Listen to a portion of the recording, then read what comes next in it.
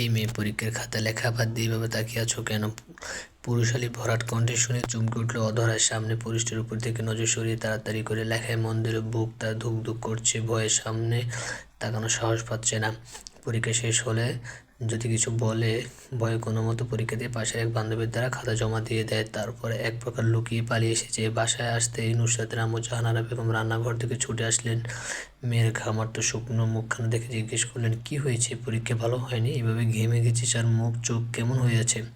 অধরা সোফায় গায়ে নিয়ে বসলো। জাহানারা বেগম ফ্যান ছেড়ে দিলেন। ফ্যানের বাতাসে নিজেকে জিরিয়ে নিয়ে মায়ের প্রশ্নের জবাব দিল, কিছু হয়নি আম্মু, পরীক্ষাটা মোটামুটি ভালো হয়েছে। ভর্তি হওয়ার পর তো কলেজে যাইনি, পড়াও সব অধ্যায় পড়া কমপ্লিট হয়নি, বুঝতে পারছো?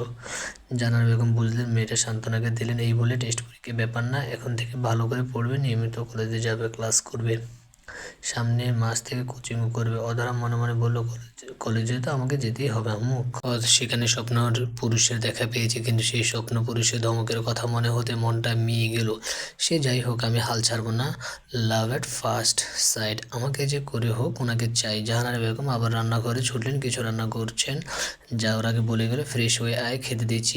আব্বু আসেনি আম্মু? না, তার নাকি কাজ শেষ হয়নি, তাই আজ নয়, কাল সকালে আসবে। অধরা উঠে দাঁড়ালো। তখনই অনুভব করলো হাতের কনুইটা ব্যথা করছে। ব্যথা কিনকিন করে উঠলো, সাথে মস্তিষ্কে ব্যথা অনুভব করলো। মনে হলো পরীক্ষা শেষে তাড়াহুড়ো করে বাইরে হতে গিয়ে দরজা ধাক্কা খেয়ে ব্যথা পেয়েছে। ভাগ্যিস আশেপাশে কেউ দেখতে পায়নি, নয়তো কি কেলেঙ্কারি টেনে হতো।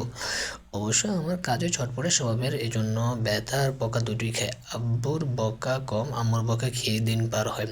ও হ্যাঁ, আমার পরিচয়টা দিই, আমি নুসরাত জাহান অধরা। আব্বুর নাম নুরুল কবির, আম্মুর নাম জাহানারা বেগম, আর ওনাদের আদরের একমাত্র রাজকন্যা আমি। মাঝে মধ্যে আবার জমিদার কন্যা, নবাবের বেটি, এইসবও হয়।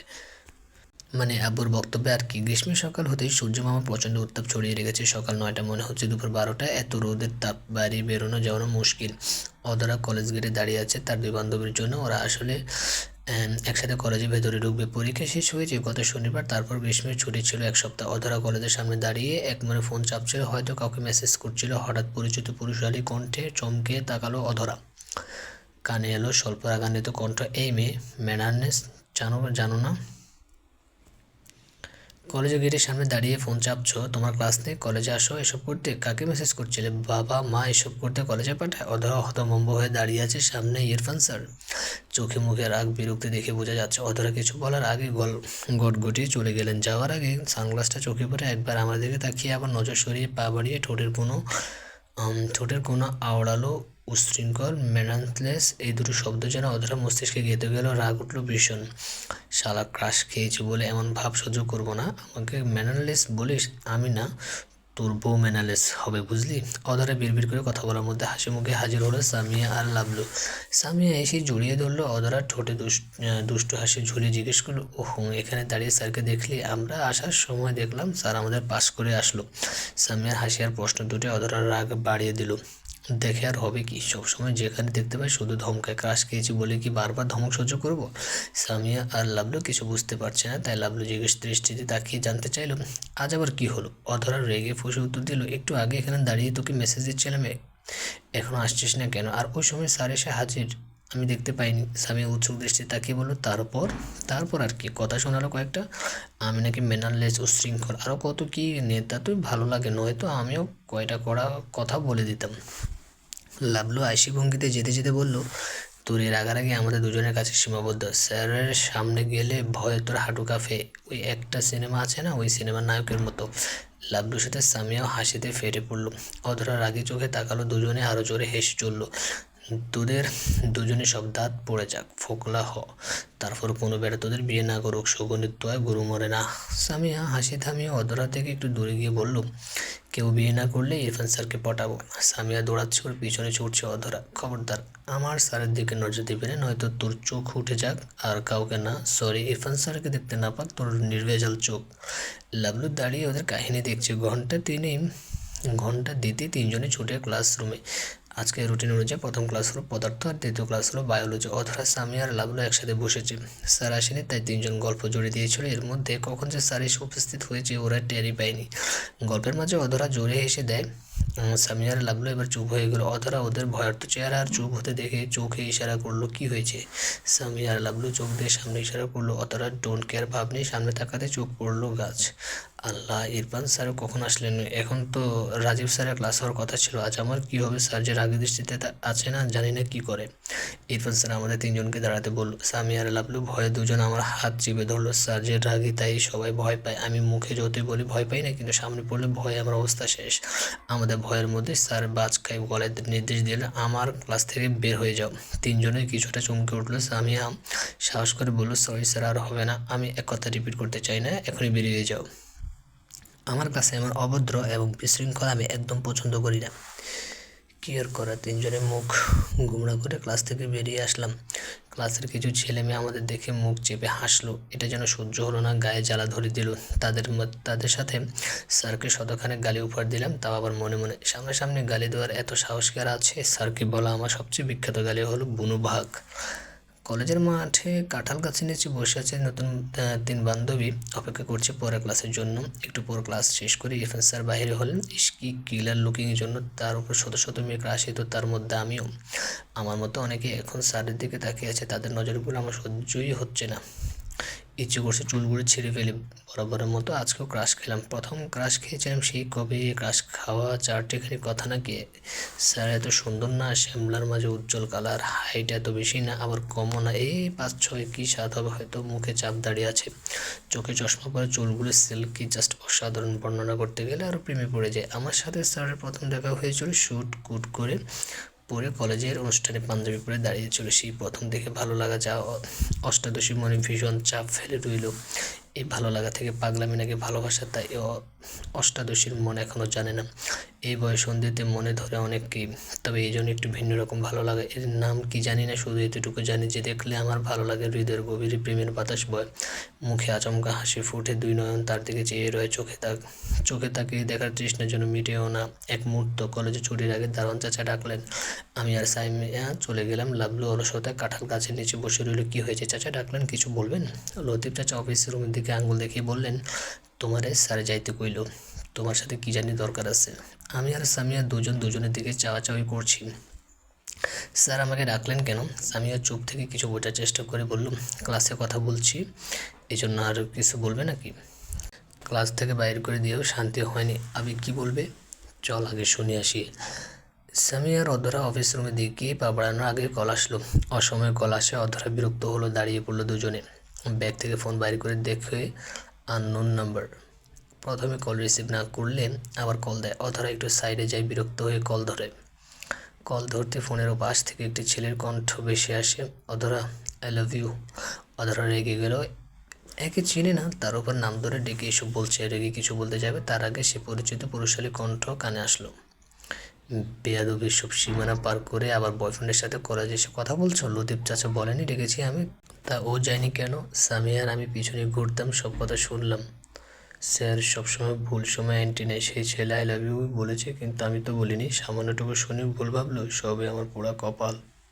অধরা বলল, স্যার এখনই যাচ্ছিলাম, কিন্তু পুরোটা বলার আগে ইরফান স্যার থামিয়ে দিলেন। চোখে মুখে বিরক্তি ভাব এনে সামনের দিকে তাকিয়ে বলে উঠল, আমার এত অঢেল সময় নেই, কালকে তোমার গার্জিয়ান নিয়ে কলেজে আসবে। কেন স্যার, গার্জিয়ানের কী দরকার? স্যার যেতে পা বাড়িয়ে সামনে গিয়েও থেমে তাকালেন। মহা বিরক্ত হয়ে কণ্ঠে চিবিয়ে বলছে, আমি নাচবো সেটা দেখাতে ডাকেছি। তাহলে গার্জিয়ান কী দরকার স্যার? আমাকে দেখাতে তো পারেন।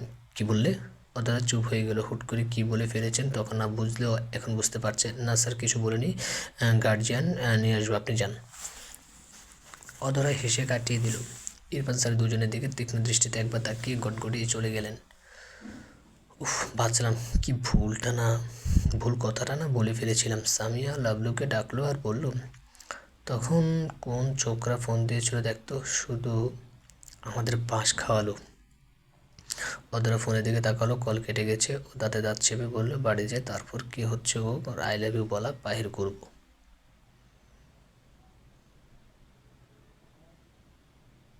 চারিদিকে কেমন নিস্তব্ধতা চাপা পরিবেশ। কলেজে সব স্টুডেন্ট অলরেডি চলে গেছে, শুধু রয়ে গেছে ওরা তিনজন। একটু আগে রোদ ছিল, এখন আকাশে সূর্যের আলো নেই, যেন মেঘে ঢাকা কোনো ক্লান্ত দুপুর। অধরার মনেও সেরকম একটা ভারী ঘোর। স্যারের ধমক, কলেজে আই লাভ ইউ আর গার্ডিয়ানের ডাকার হুমকি সব মিলিয়ে সে যেন নিজের জীবন নাটকের কোনো অদৃশ্য দর্শক, নিজেকেই চিনতে পারছে না। সামিয়া পাশে দাঁড়িয়ে কাঁধে ধাক্কা দিল। এই অধরা কেমন লাগছে? নায়ক স্যারের প্রেমে পড়ে আবার ওনার কাছে অপদস্থ হয়ে।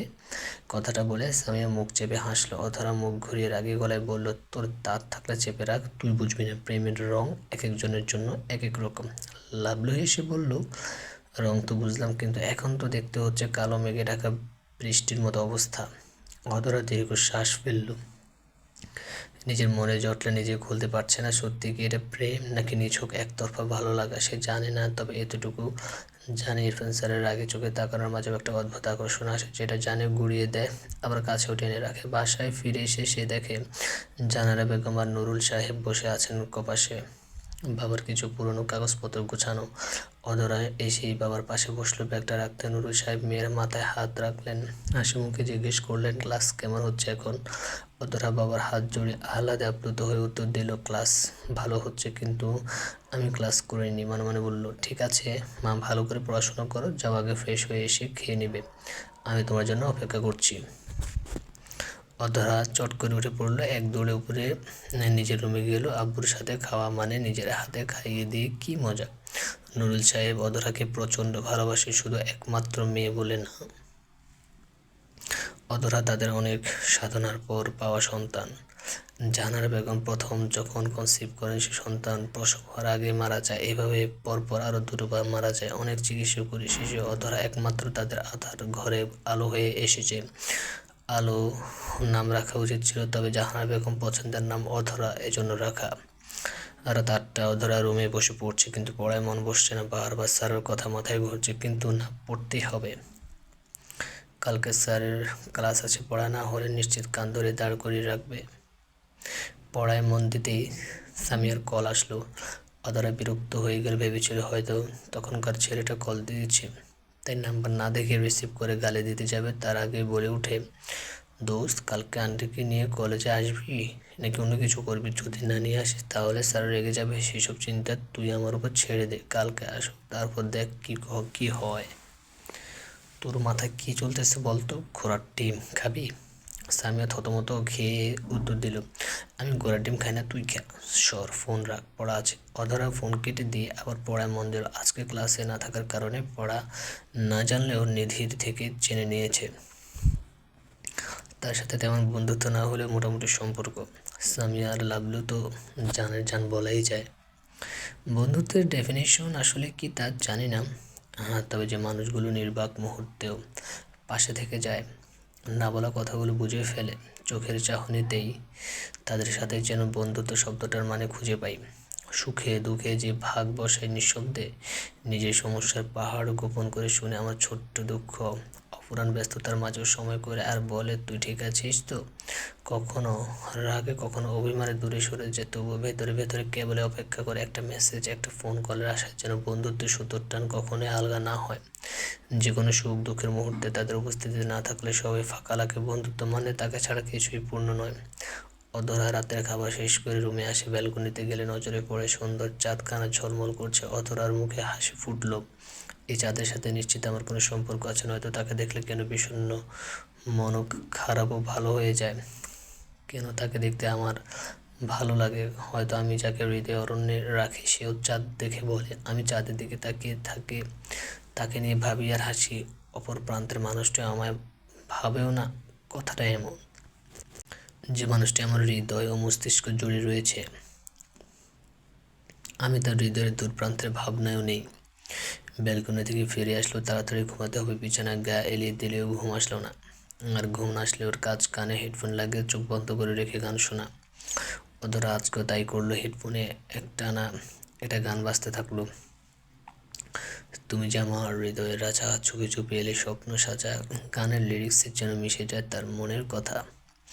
সে জানে ভালোবাসার সহজ জানে, তবু এই অরণ্যের গহীন ছায়ায় সে তার হৃদয় রাজার ছায়াকেই খুঁজে ফেরে বারবার। সকালের আলোটাও আজ যেন অন্যরকম। অধরার মনটা আজ ফুরফুরে, দক্ষিণা বাতাস বইছে, সকালের শীতল বাতাস যেন প্রেমের গান গাইছে। প্রেমে ময় হৃদয়, অবশ্য গ্রীষ্মের কড়া রোদ শীতল লাগে। কাকের বেসুরো কণ্ঠ তখন মধুর মনে হয়। অধরা কলেজে পৌঁছানোর আগেই সামিয়া আর লাবলু এসেছে। ওরা দুজন অধরার জন্য অপেক্ষা করছিল। কলেজ গেটের পাশে দাঁড়িয়ে উকি ঝুঁকি দিচ্ছিল অধরা আসছে কিনা। কিন্তু অধরা আশায় থাকতে ওর আগে আসলো ইরফান স্যার। ওনাকে দেখে সামি আর লাবলু কোনো মতো সালাম দিয়ে দূরে গিয়ে দাঁড়ালো। স্যার, মানুষের সুবিধা নয়, এনার থেকে দূরে থাকা ভালো। সামিয়ার সাথে কণ্ঠ মিলিয়ে লাবলু বলল। কেন যে অধরা কর্কশ নিরামিষ রাগ ইচ্ছাকে ভালোবাসতে গেলে ও নিশ্চিত বাঁশ খাবে। কিছুদের গিয়ে ইরফান পিছিয়ে আসলো। সামি আর লাবলুকে উদ্দেশ্য করে বলল, তোদের ওই বাতর বান্ধবী কোথায়? এখনো আসেনি? আসলে গার্জিয়ানকে নিয়ে আমার সাথে দেখা করতে বলবে। সামি মিনমিনিয়ে মাথা দুলিয়ে বলল, ঠিক আছে স্যার। সরি রে, আজ দেরি হলো আসতে। আব্বু না খেয়ে আসতে দেবে না, জানিস তো। আব্বুর কথা না শুনে থাকতে পারি না। চল তাড়াতাড়ি, আজকে প্রথমে তো ইরফান স্যারের ক্লাস আছে। অধরা এক নিঃশ্বাসে সব কথা বলে ওদের দুজনকে হাত ধরে ছুটলো ক্লাসরুমের দিকে। সামিয়া কিছু বলতে চাইল, কিন্তু ও শুনল না। আজকে ওরা তিনজনে ক্লাসে চুপচাপ বসে আছে। কালকের অপমান ভুলে নেই, আজকে আর সেই ভুল করা যাবে না। কিছুক্ষণের মধ্যে ইরফান স্যার ক্লাসরুমে প্রবেশ করলো। এতেই যেন পুরো নিস্তব্ধ হলো। কারো কোনো কথা নেই, তবে কিছু মেয়ে ট্যাপ ট্যাপ করে তাকিয়ে আছে। অধরা তাদের নজর লক্ষ্য করে জ্বলে উঠলো। কিছু বলতে পারবে না, তাই নিজের মনে বকতে থাকলো সবগুলোকে। আরও বলল, একবার শুধু স্যারকে পেয়ে যায়, তারপর তোদের তাকানো বুঝাবো।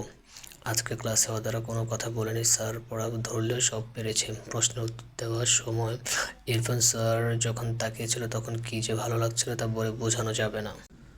ক্লাস শেষ হলো। এখন 40 মিনিট ক্লাস নেই, আর্টসের ক্লাস আছে।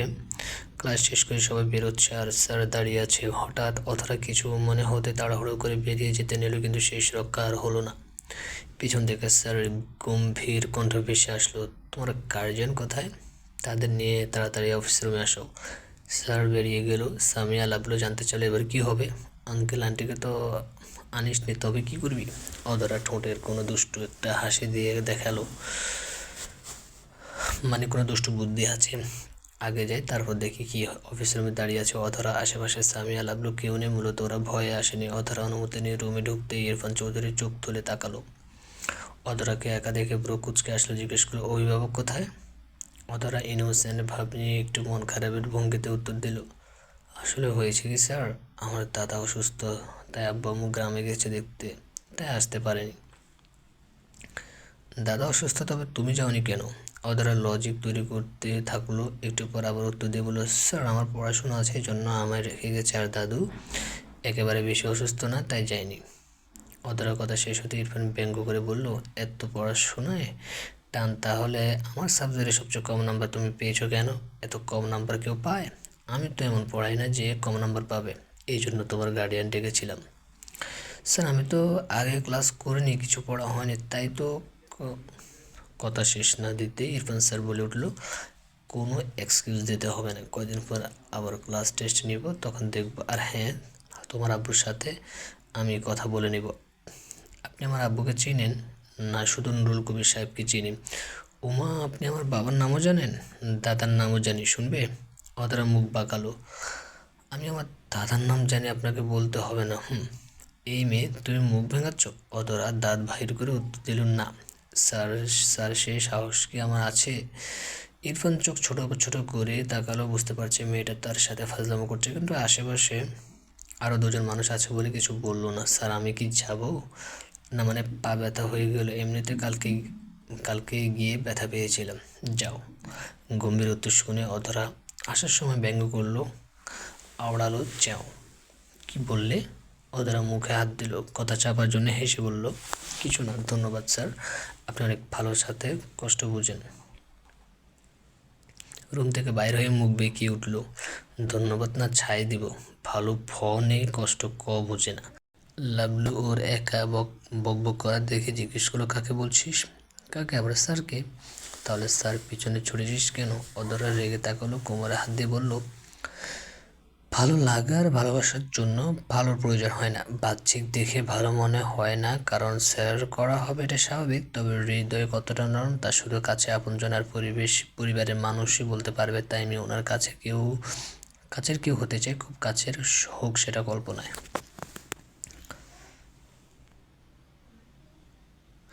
অষ্টাদশীর মন গাছের কচি পাতার মতোই নরম। তখন বোঝার বয়স হয় না, মনে শুধু আবেগ জেদ কাজ করে। অনেকের এই জেদের পরিণতি হয় পূর্ণতা, অনেকের কপালে জুটে আকাশ সমান নিঃসঙ্গতা। অনেক সময় এমন হয় ভালোবাসা ভালো লাগার পার্থক্য বুঝতে পারে না। একবার মনে হতে থাকে তাকে সবসময় মনে পড়লে মুখে মুচকি হাসি বিরাজ করে মনের অন্তরালো, তারই নাম বাজে হৃদয় অরণ্যে তার বসবাস চলে, এইসব বোধ হয় ভালোবাসা। আবার কখনো মনে হয় ভালো লাগা, তবে মন বলে ভালোবাসা নাকি ভালো লাগা তা বুঝতে পারি না, আর বুঝতেও চাই না। শুধু এতটুকু জানি, আমার ওনাকে পেলে মন্দ হবে না। জীবনে অনেক চাওয়ার মাঝে সবচেয়ে বড় পাওয়া হবে বাসায় ফিরে এসে অধরা নিজেকে আয়নায় দেখে, মুখে ক্লান্তি কিন্তু চোখে সেই একই প্রশ্ন, এই যে ভালো লাগা নাকি ভালোবাসা, এর পরিণতি কি? রাতের খাবারের সময় আব্বু বেশ খুশি ছিলেন। অধরা জিজ্ঞেস করলো, কি ব্যাপার আব্বু আজ এত খুশি, তার কারণ কি? নুরুল সাহেব খাবার মেখে অধরার মুখে পুরে দিয়ে উত্তর দিলেন, আজ অফিসে কিছু পুরনো সহকর্মীর সাথে দেখা হওয়ায় মনটা ভালো হলো। কথা বলতে বলতে হঠাৎ তিনি আবার বললেন, মা, আগামী শুক্রবারে আমরা তোমার নাজিম কাকুর বাসায় যাব। ওনার ছেলে এসেছে দেশের বাইরে থেকে, তাই আমাদের সবাইকে যেতে বলেছে। অধরার হাতের চামচটা থমকে গেল। বাবার দেওয়া খাবারের লোকমাটা খাওয়া শেষ করে জানতে চাইলো, ওনার ছেলে বিদেশ থেকে আসছে, ভালো কথা, কিন্তু আমাদের যেতে হবে কেন? আর গেলে তোমরা যাও, আমি যাব না। আমার অপরিচিত মানুষের বাসা যেতে ভালো লাগে না। যেতে বলেছে, তোমাকেও যেতে হবে মা, তোমার সাথে দেখা করা প্রয়োজন। আব্বু, আমাদের দেখা করার দরকার কেন?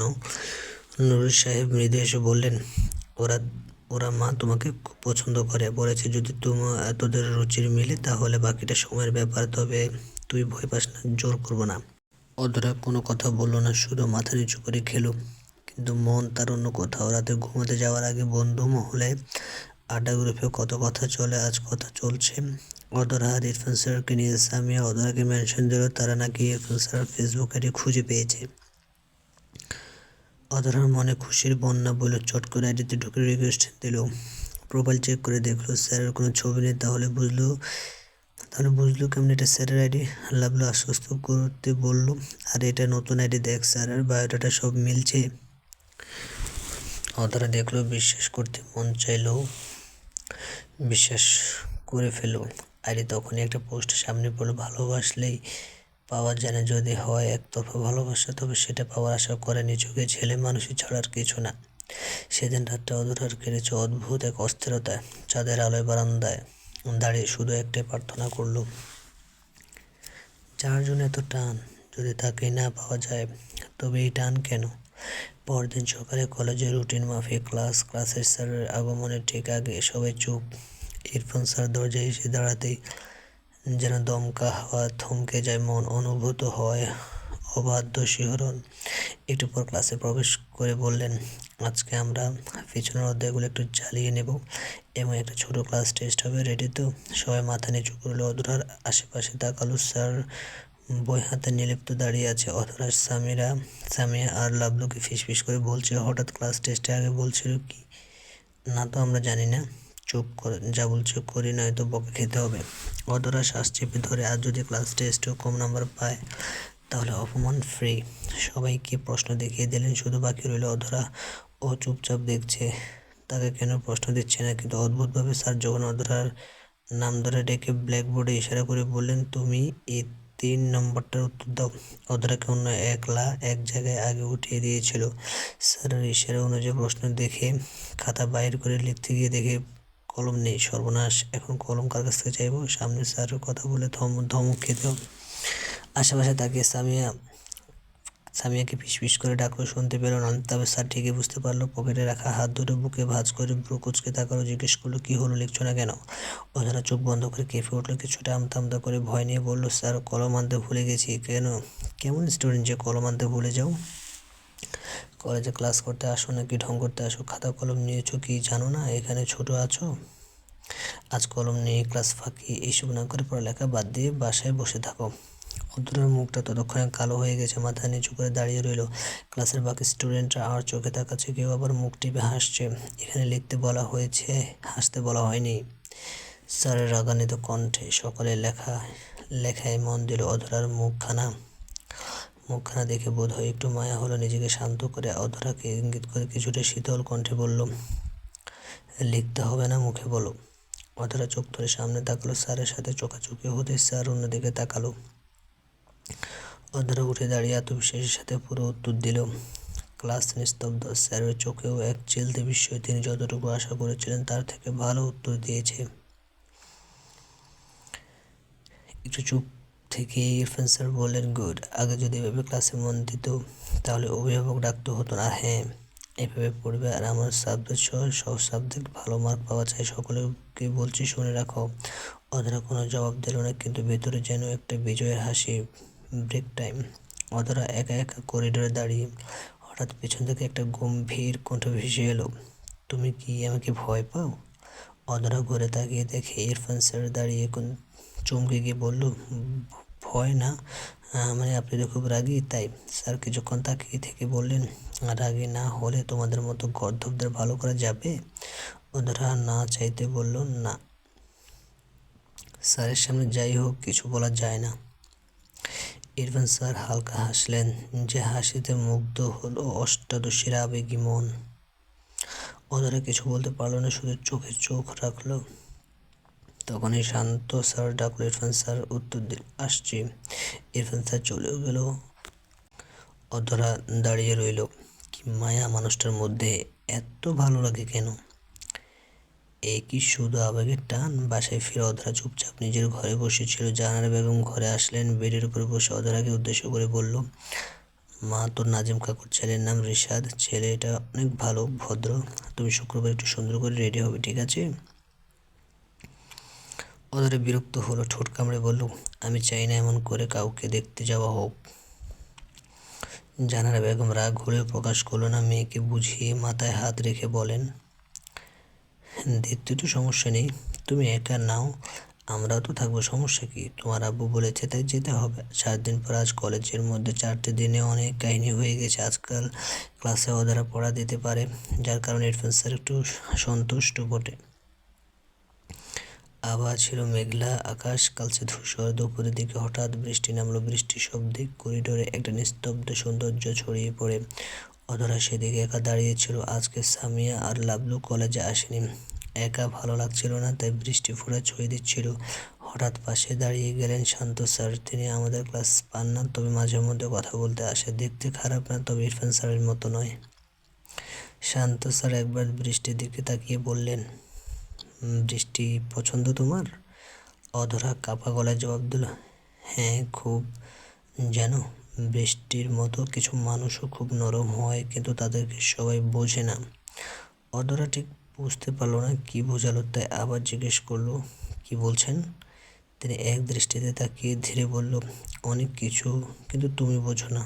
শান্ত স্যার আরও কিছু বলতে যাবে, তার আগে পাশ থেকে ইরফান স্যার বললেন, শান্ত, আপনাকে মৃণাল স্যার ডেকেছে, তাড়াতাড়ি যান, জরুরি কথা নাকি? ইরফান স্যার পাশে কখন দাঁড়িয়েছে দেখতে পাইনি। শান্ত স্যার একটু থতমত চেহারা, কারণ ইরফান স্যার শুনতে পেয়েছে নাকি এই ভয়ে। তিনি তাড়াতাড়ি চলে গেলেন। ইরফান স্যার এক অপলক তাকিয়ে আবার না দেখার ভান করে চলে গেলেন। সেদিন অধরা ছাদে দাঁড়িয়ে আকাশ পানে তাকিয়ে কিছু ভাবছিল। মুখে লেপ্টে ছিল মুচকি হাসি। হঠাৎ পাশের বিল্ডিংয়ের ছাদ থেকে একটি মেয়ের কণ্ঠ শুনতে পেল। হ্যাঁ, মেয়েটাকে সে চেনে, পাশের বিল্ডিংয়ে থাকে, বয়সে তার থেকে একটু ছোট, সামনে এসএসসি দেবে। অধরা সেদিকে তাকালো, হাসি মুখে জানতে চাইল, কেমন আছো মিষ্টি? মেয়েটা সব সময় হাসে, এই জন্য তাকে মিষ্টি বলে ডাকে। অধরা কিন্তু ওর নাম নিধি।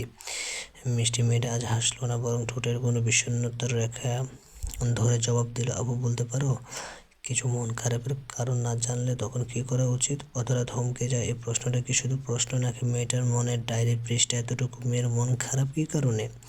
অধরার পার্সোনাল কিছু ভেবে জানতে চাইল না, শুধু উত্তর দিল, মাঝে মাঝে এমন মনে হয় মন খারাপের কোনো কারণ নেই, তবুও মন খারাপ। তখন নিজেকে একা রাখা যাবে না, সঙ্গ দিতে হবে, খুলে বলতে হবে আপন কাউকে। তবে আপু, তোমার মন খারাপ হলে কী করো, কীভাবে কারণ জানতে পারো? অধরা মিষ্টির দিকে তাকিয়ে মিষ্টি হেসে বলল, কখনো কখনো কারো মন খারাপের কারণ জানতে নেই, শুধু পাশে দাঁড়িয়ে আমি আছি বলার জন্য একটা মানুষ দরকার। সেটা হোক মা, বাবা, ভাই, বোন, বন্ধু, কিংবা প্রিয় মানুষ হতে পারে।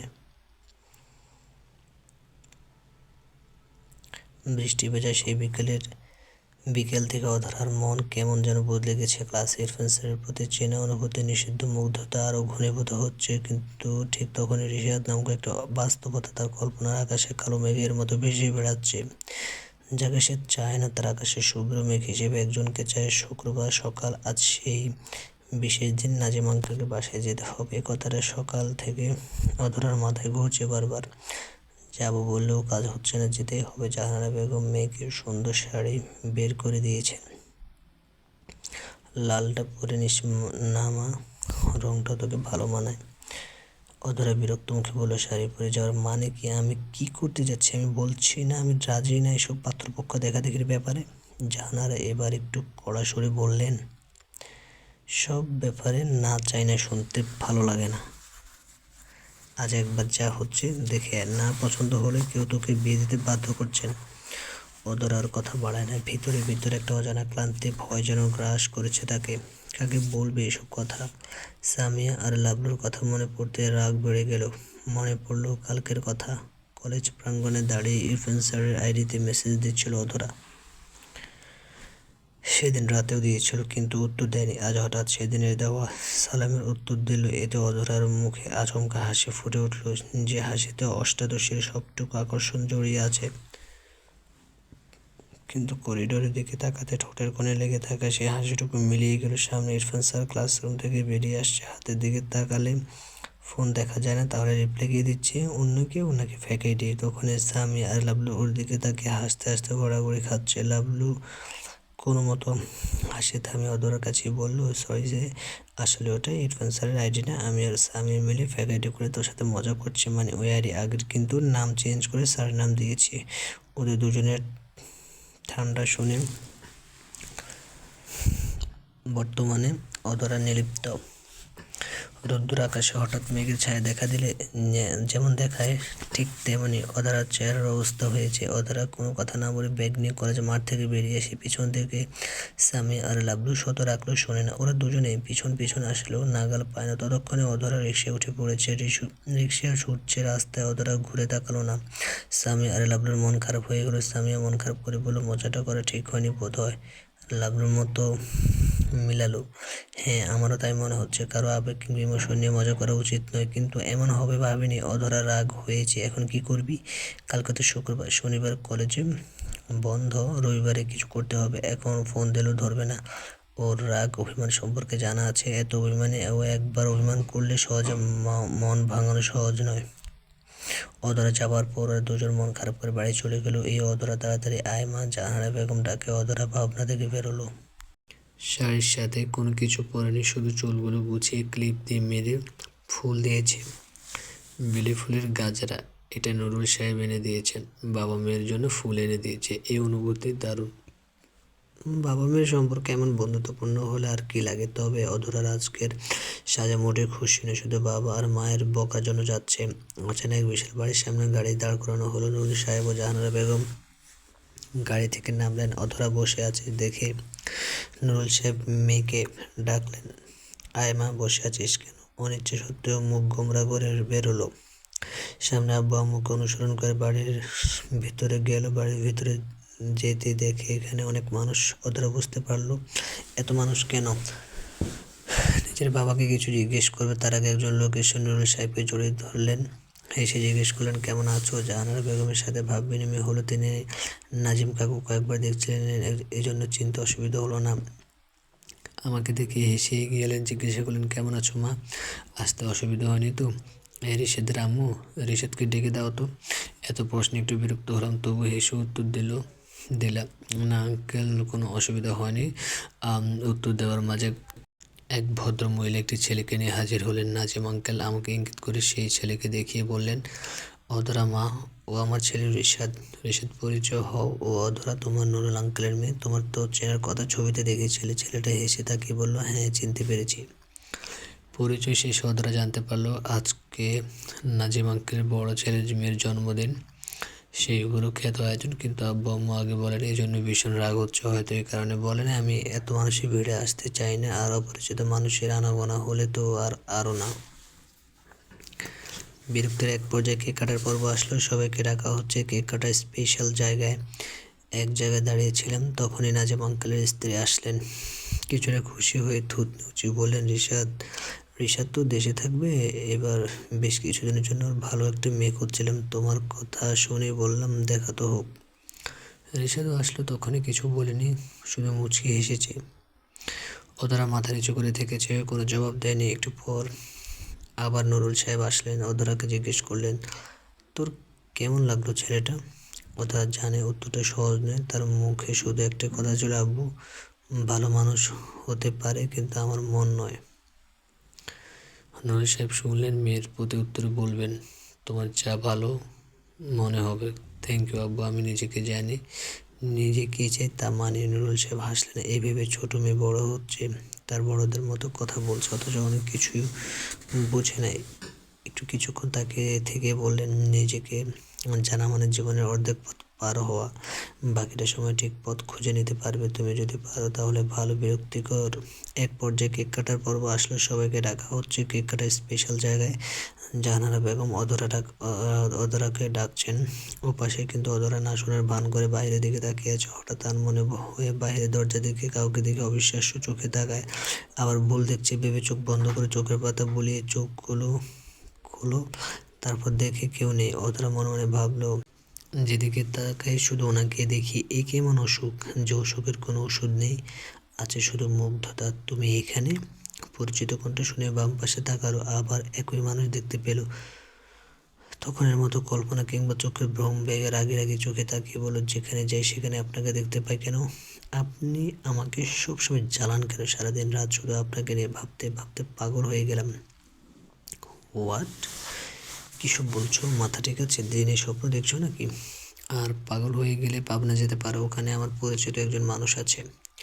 হালকা রাগান্বিত কণ্ঠে অধরা চমকে উঠল, চোখের সামনে আসলে ইরফান স্যার? এই স্বপ্ন নয়, বাস্তব। কিন্তু তিনি এখানে কেন, কি করে আসলো? এত প্রশ্ন নিজের মনে রেখে সামনে তাকিয়ে দেখে স্যার ভাবুক দৃষ্টিতে হয়তো বুঝতে পারছে না আমি এসব কি বললাম। এসব পরে ভাববো, আগে পালাই, বলে অধরা কোনো মতো দৌড়ে ওর আম্মুর কাছে যায়।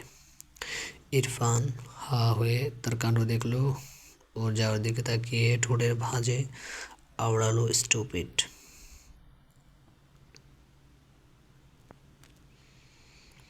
অধরা যেন কিছুতেই বুঝতে পারছে না, ইরফান স্যার এখানে কিন্তু কেন, এদের সাথে বা কী সম্পর্ক? এত সব প্রশ্ন মাথায় ঘুরপাক খাচ্ছে। তখনই রিশাদ নামে ব্যক্তি হাসি মুখে অধরার সামনে দাঁড়ালো। মুখে সে হাসি নিয়ে বলল, চলো। হাত দিয়ে সামনে দেখিয়ে বোঝালো, কেক কাটা হবে সেখানে যেতে। এই আয়োজন, এই ভিড়ে, পাত্রে বাড়ি, সব কিছু যেন হঠাৎ থেমে গেছে ওর জন্য। ইচ্ছে না থাকার পরেও যখন এসেছে তাহলে যেতে হবে, তাই বাধ্য হয়ে রিশাদের সাথে হাঁটা ধরল। জাহানারা বেগমের পাশে দাঁড়াতে তিনি হাত টেনে ধরলেন। মেয়ের চোখে মুখে স্পষ্ট বিরক্তি ভাব দেখতে পেলেন। ফিস ফিস করে মেয়েকে বোঝালেন, আরেকটু সময় তো মানুষের মধ্যে মুখ এমন করে রাখিস না, মানুষ কী ভাববে? অধরা উত্তর দিল না, তবে চোখ মুখ শক্ত করে বোঝালো, তা তোর কিচ্ছু যায় আসে না। অনুষ্ঠান প্রায় শেষের দিকে, সবাই খাওয়া নিয়ে ব্যস্ত। অধরা ওর বাবা মা এখনও খেতে যায়নি। মানুষ একটু কমলে যাবে, কারণ অধরার অচেনা মানুষের ভিড় ভীষণ অপছন্দ। যদি আশেপাশের মানুষগুলো পরিচিত হতো তবে দেখতে পেত চুপ করে বসে থাকা মেয়েটার চঞ্চলতা। তুমি ঠিক আছো তো মা? জাহানারা বেগম অধরার কাঁধে হাত রাখলেন। অধরা মাথা নিচু করে বলল, হ্যাঁ আম্মু, একটু গরম লাগছে। নুরুল সাহেব পাশে এসে বললেন, তাহলে একটু বারান্দায় গিয়ে দাঁড়াও, হাওয়া খাও, আমি শরবত এনে দিচ্ছি। বারান্দায় এসে অধরা জানালার গ্লাসের ওপাশে নীল আকাশের দিকে তাকালো। দেখতে পেল নীল আকাশের কিছু শুভ্র পাখি ডানা মেলে উড়ে যাচ্ছে। অধরার পাখিগুলোর নাম ঠিক জানা নেই, তবে ভীষণ সুন্দর লাগছে দেখতে, মনে হচ্ছে নীল সাগরের বুকে স্বচ্ছ জল। এদিকে তেমন কেউ নেই বললেই চলে। অধরা হঠাৎ মুখে আচমকা হাসি ফুটলো, গুনগুন করে গানও ধরলো, আমার একলা আকাশ থমকে গেছে রাতের স্রোতে ভেসে, শুধু তোমায় ভালোবেসে, শুধু ভালোবেসে থমকে গেলে হবে না, পড়ালেখাটা ঠিক মতো করতে হবে। এসব ভূত মাথা থেকে জড়িয়ে ফেলো, সামনে পরীক্ষা, সেটা মাথায় রাখো। ভরাট কণ্ঠের মানুষটিকে দেখার জন্য অধরা ধপ করে ঘুরে দাঁড়ালো। আচমকা কারো কণ্ঠ শুনে বুক ধরপড়িয়ে উঠল, বুকে হাত দিয়ে ভয়ার্ত কণ্ঠে বলে উঠল, ইরফান স্যার আপনি? হ্যাঁ আমি, স্বপ্ন না বাস্তব। আর তখন কি ভুল বকছিলে?